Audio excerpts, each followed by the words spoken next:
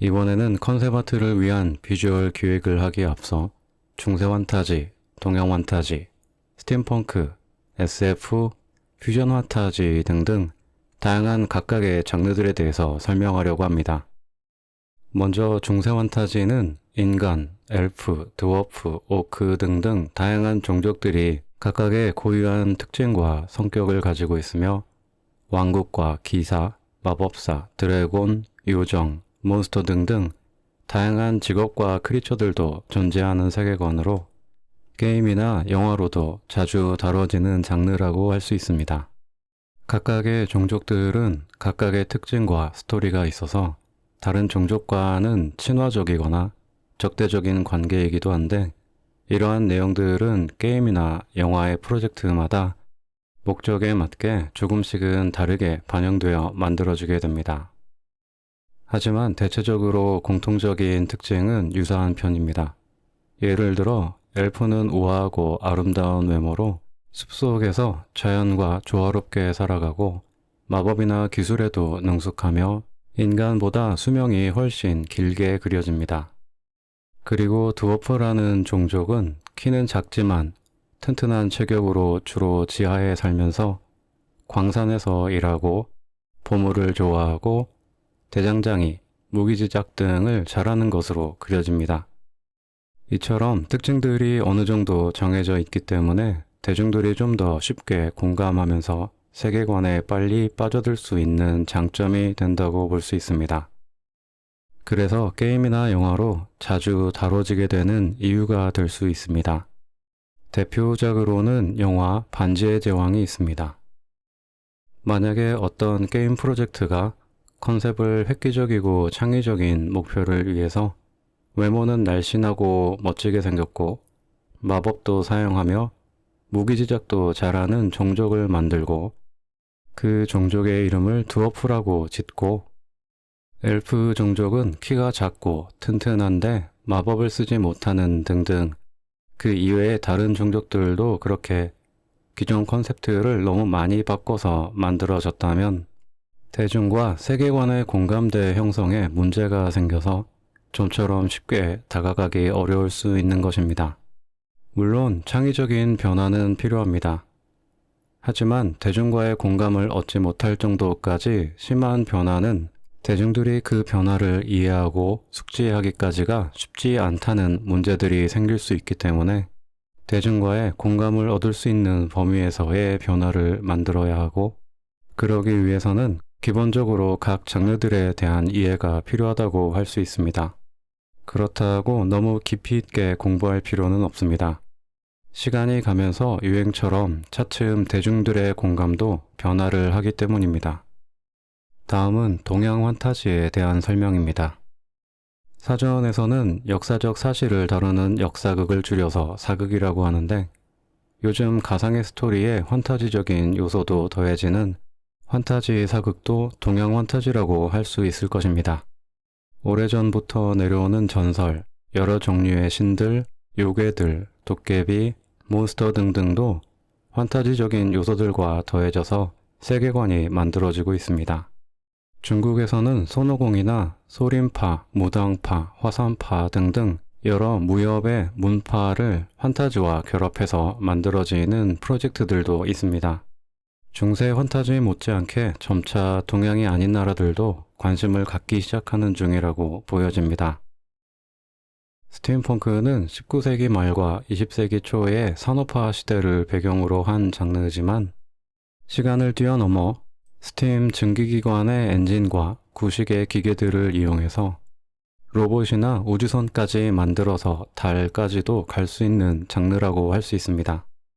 여기서 말하는 펑크라는 뜻은 과거 1970년대 말에서 1980년대 초에 유행한 과격하고 정열적인 사운드의 락 음악으로 기성사회에 대한 반발의 표시로 도발적인 머리 모양이나 옷차림 등을 하는 젊은이들을 펑크족이라고도 했는데 사회 구속에서 벗어나 개인의 자유를 추구한다는 데 초점을 맞추었으며 다양한 형태로 확장되어 음악, 패션, 라이프스타일 등의 분야에 영향을 미쳤다고 합니다. 다시 말해 스팀펑크는 고전적인 스타일을 베이스로 틀에 얽매이지 않고 자유롭게 상상할 수 있는 장르라고 할 수 있습니다. 반대로 말해서 자유롭게 상상을 하되 고전적인 스타일은 유지한다고 볼 수도 있습니다. 사이버펑크도 펑크라는 단어가 뒤에 붙는데 여기서 사이버는 전자기술이나 컴퓨터, 인터넷 등과 관련된 용어로 사이버네틱스와 사이버스페이스라는 용어에서 파생되었다고 합니다. 사이버네틱스는 인간과 기계의 상호작용에 대한 연구를 다루는 학문으로 기계나 컴퓨터와 같은 기술을 이용하여 인간의 기능을 보완하거나 대체하는 연구를 포함합니다.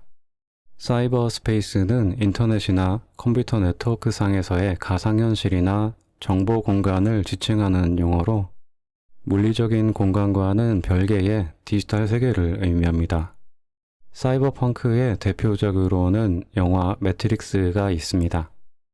스팀펑크와 사이버펑크는 모두 SF 장르에 속한다고 말할 수 있습니다. SF는 그만큼 좀 더 포괄적인 단어라고 말할 수 있습니다. 아포칼립스와 포스트 아포칼립스, 스페이스 오페라도 모두 SF에 속합니다. 아포칼립스란 대재앙, 세계의 종말 등을 의미하며 좀비 바이러스, 자연재해, 외계인 침략, 핵전쟁 등 다양한 소재들이 있습니다. 포스트 아포칼립스란 아포칼립스 이후의 세계를 뜻하며 대개는 인류 멸망 이후의 세계를 배경으로 한 작품들을 말합니다. 대표작으로는 게임 라스트 오브 어스가 있습니다. 좀비물은 SF 장르에 속할 수도 있고 호러 액션 장르에 속할 수도 있습니다. 좀비물에서 다루는 내용이 과학적인 요소에 기반을 두고 있고 좀비의 원인이 과학실험의 실패, 바이러스, 세균 등에 관련된 경우에는 SF 장르로 분류된다고 합니다. 또 다른 SF 장르에 속하는 스페이스 오페라라는 것이 있는데 스페이스 오페라라는 용어는 과거 공연장에서 상연되는 극적인 오페라에서 유래되었습니다. 우주 공간을 배경으로 한 과학소설 작품 중에서 대규모 공간여행, 우주전투, 인류의 우주정복, 외계인 등의 다양한 이야기를 다루는 것을 지칭하는데 이러한 이야기들은 오페라에서 다루는 대규모 여정, 사랑, 배신 등의 주제와 유사하다는 점에서 비유적으로 스페이스 오페라라는 용어를 사용하게 되었다고 합니다. 대표작으로는 스타워즈 시리즈가 있습니다. 스타워즈는 SF 환타지로도 분류됩니다. 과학적 사실이나 가설을 바탕으로 한 부분도 있지만 마법과 같은 초자연적이거나 환상적인 요소도 많이 포함되어 있기 때문입니다.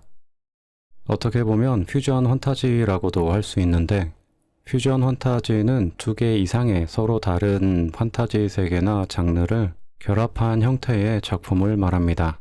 이러한 작품에서는 여러 장르나 요소들을 혼합하여 새로운 독특한 세계관이나 설정을 만들어냅니다. 새로웠던 장르가 더 이상 신선하게 다가오지 않는 요즘 같은 시기에는 더욱더 이처럼 여러 장르가 섞인 새로운 장르가 등장하기 좋은 시대인 것 같습니다. 여러분들도 각 장르들이 익숙해지면 다양한 장르들을 섞는 시도들을 해보시기 바랍니다. 하지만 각 장르들이 익숙하지도 않은데 다양한 장르들을 섞으면 대중들이 공감하기 어려울 수 있으니 주의해야 합니다.